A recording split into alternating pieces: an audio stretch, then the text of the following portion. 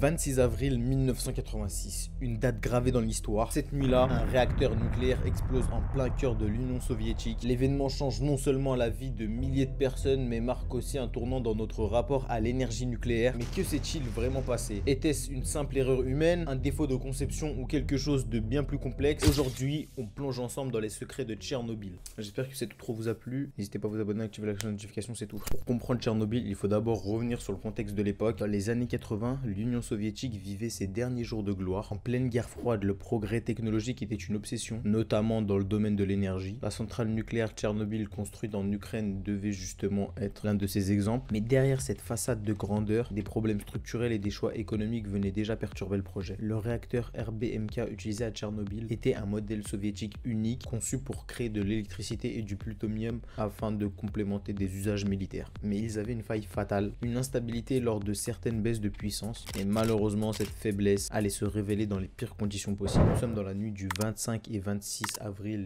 1986. Une équipe d'ingénieurs mène un test de sécurité sur le réacteur numéro 4. L'objectif, simuler une panne pour voir si le réacteur pouvait continuer à produire de l'énergie. Mais plusieurs erreurs se succèdent. Manque de coordination, mauvaise communication. À 1h23 du matin, tout bascule. Une accumulation de vapeur provoque une explosion. Le cœur du réacteur est à nu. Un incendie s'ensuit, projetant des quantités massives de radiation dans l'atmosphère. Les premiers à réagir sont les pompiers, inconscients qu'ils courent à leur perte. Il y a même un témoin qui avait dit quoi? Qui avait dit: nous ne savions pas. Personne ne nous avait dit que c'était de la radiation. Nous avons vu les flammes, alors nous avons agi. Forcément, après tout ça, il y a des conséquences, que ce soit humaines ou environnementales, et on va voir tout ça maintenant. Pripyat, la ville modèle construite pour les employés de la centrale, devient une ville fantôme. En même pas quelques heures, les habitants exposés à des doses mortelles de radiation sont évacués, mais un peu trop tard. Au total, près de 350 000 personnes seront déplacées dans les années qui suivent. Comme vous le savez, voilà, les radiations, c'est quelque chose qui n'est pas bon pour la santé, et les conséquences sur la santé publique sont dévastatrices.